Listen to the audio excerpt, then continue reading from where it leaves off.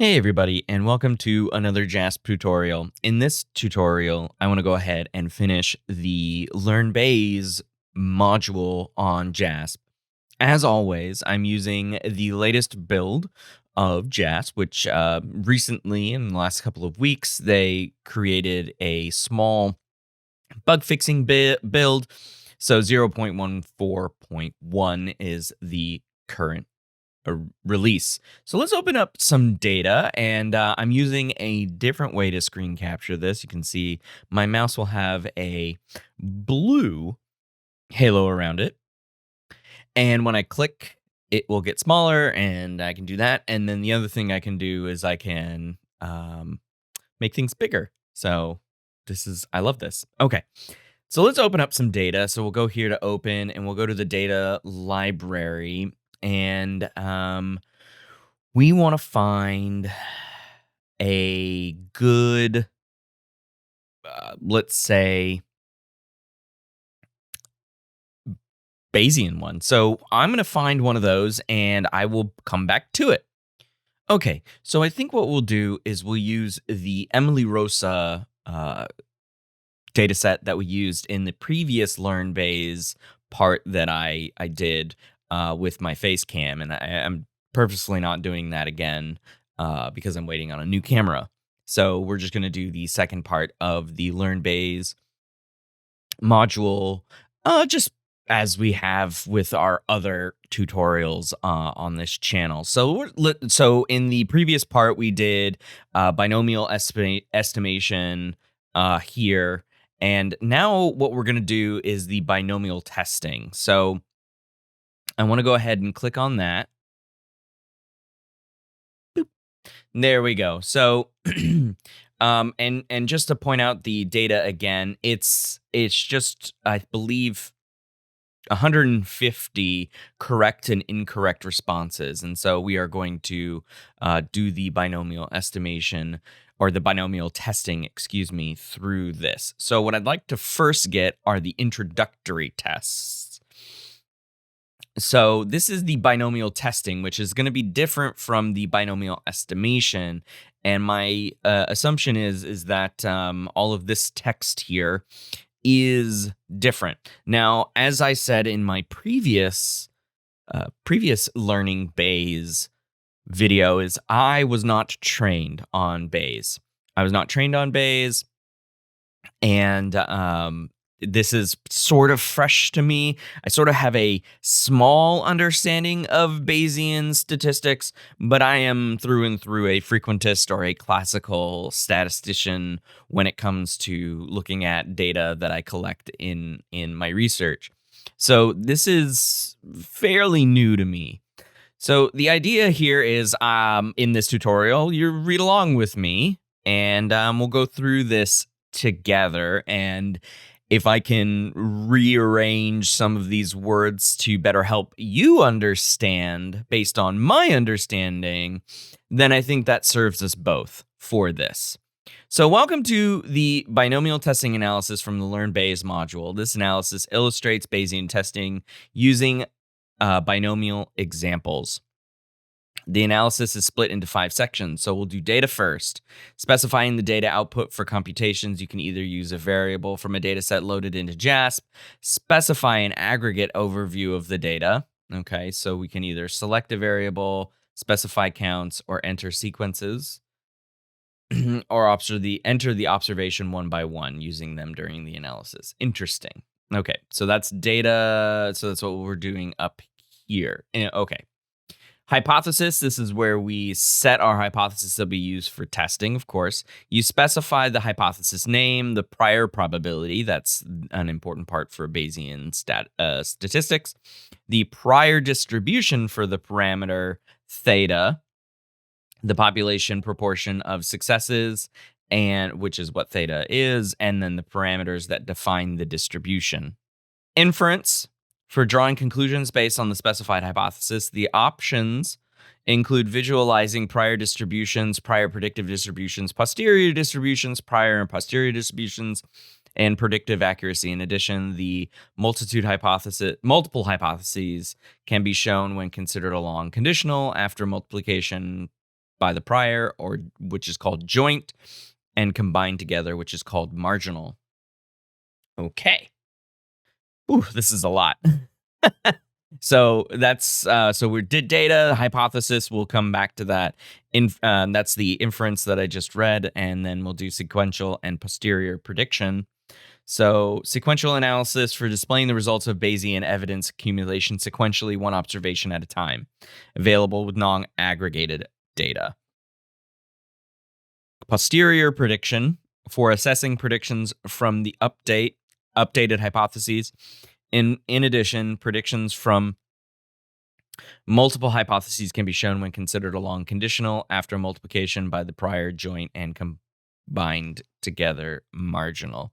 Okay, that's interesting. Okay, let's put in the data here. So we're gonna put outcome, and we're gonna click it onto selected, and we're gonna do correct as successes and incorrect as failures, because that just makes sense, right? You get a correct answer, it's a success. If you get an incorrect answer, it's wrong.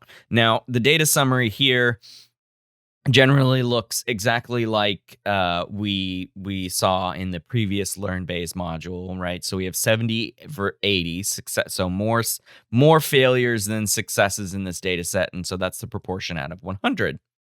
That being, the proportions out of 150, the whole numbers out of 150, and then these proportions are out of 1. Okay, so let's close up data here because I don't need it. And so we have two kinds of hypotheses, and I'm probably going to throw them in. So binomial testing offers prior distributions for parameter theta that represents the underlying population proportion of successes. Okay, we have spike, which is theta naught for concentrating all probability density at one location. Theta naught, the marginal likelihood, corresponds to binomial density at the observed number of successes with size equal to the number of observations and with chance parameter equal to the location of the spike. And then beta, which is alpha comma beta distribution for allocating probability density across all values of parameter theta according to a beta distribution with parameters alpha and beta. The marginal likelihood corresponds to a beta binomial density of evaluated at the observed number of successes with size equal to the number of observations and with parameters alpha and beta corresponding to the shape parameter of the beta distribution. Okay, so here's Bayes' formula. So the probability that of the hypothesis given the data equals the probability of the hypothesis times the probability of the data given the hypothesis divided by the probability of the data. So Ph is the prior probability. So these are your priors. Probability of data given the hypothesis. That's how you read the post in the middle there. Data given the hypothesis is the marginal likelihood of the data given the hypothesis. There you go. And then P data, the probability of the data, is the probability of the data. And then the factor P data equals the sum of the marginal likelihoods multiplied by the prior probabilities. So that's P data equals the sum of the probability of the data given the hypothesis times the probability of the hypothesis. Okay. And then so you can calculate posterior odds of two models and their prior odds by using Bayes factor. Okay, BF10 or 10 equals the probability of our hypothesis given the data divided by, and so that would be an alternative hypothesis, or a hypothesis 1, and then divided by the probability of hypothesis not given the data divided by the ratio of the two. Whew, that's a lot. Oh boy. So the testing, so I'm going to put these two in just to see what difference they show. So the hypothesis is the specified hypothesis. Ph is the prior probability of the hypothesis. The log likelihood, the log of the marginal likelihood of the hypothesis. The probability of the hypothesis given the data, the posterior probability. Okay, and then inclusion Bayes factor, the inclusion Bayes factor for the hypothesis change to posterior odds for including the hypothesis. Okay, so let's add these two. So hypothesis 1, priors, I'm going to make it 0.5. I don't know why I make it 0.5. Oh, prior probability, I guess we'll just leave as 1. We'll leave it at 1. And then hypothesis 2, we'll make it a beta. And we'll say 1 and we'll say 0.5. 0.5, I guess. I'm not entirely sure what values you put in here. All right, so hypothesis 1. So the probability of the hypothesis is 50-50. And so that's the log likelihood value, negative 3.064. So the probability of the hypothesis given the data is 0.91. And so that's the posterior probability. So I'm assuming that is good. And then the Bayes factor is 11, whereas hypothesis 2 as a beta distribution, log likelihood negative 5.463, but we have a probability of the hypothesis given the data is 8%. Ooh, that's not good. Bayes factor is also not good. All right. So what does that mean? I have no idea because it doesn't really tell you what it. I guess higher numbers over here look better. Leave your comments and suggestions in the comment section down below because I'm not entirely sure. So let's get the let's get some inference in here. So versus rest, and we could do versus best. That changes it slightly. Versus best, so that didn't really change much on that. So, and then we could also versus hypothesis 1 and hypothesis 2 for whatever the Bayes factor is. So if we did that one, 1 and then 0.91. Aha, I see. All right, so you could get Bayes factor 1 to 0 or Bayes factor 0 to 1, which would make that hypothesis much bigger. We can get distributions, prior predictive distributions. These are the conditional prior plots. The prior distribution option displays the prior distribution for parameter theta. Spike prior distributions are visualized as arrows, signifying the density is infinite. And then hypothesis 2 is a big old U. The conditional option shows all prior distributions for parameter theta independently as if they were considered as individual models without the existence of other hypotheses to visualize different type points. Okay, so that makes sense. This is hypothesis 2. Interesting. Okay, well this looks like a normal distribution, and this looks like the opposite of a normal distribution. A binomial distribution, really. I'm not entirely sure. Let's do versus rest and this Bayes factor. Okay, that doesn't change the shapes of the graphs. Okay. Furthermore, the observed proportion checkbox allows the visualization of the observed number of successes as a black bar in the figure. Okay, so let's do that. Let's get that. So this conditional, we can do joint and we can do marginal. Let's get the point estimate there. The mean. Okay, the mean is up here. The mean is down there. Does it change it in this one? So these are the conditional prior prediction plots. Yeah. Let's get the point estimate. There we go. So the mean is 75 in both of these. Okay. We could do joint and marginal, joint and marginal. Posterior distribution, prior and posterior distribution. I'm not entirely sure. Okay. All right. It's working. Scroll back down. Okay, here we go. Again, line for spike. Hypothesis 2 is that. you can kind of see that this is not on 50/50. Okay.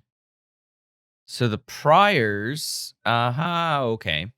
So the priors is this U shape, and the posterior for hypothesis 2 is a normal distribution looking thing. I'm not this is challenging. Let's do the sequential notes here. I don't know what we're looking at. The test results option displays a plot. I kind of wish this, if I were to make this module better, I would give people what it should, like, what a good test looks like.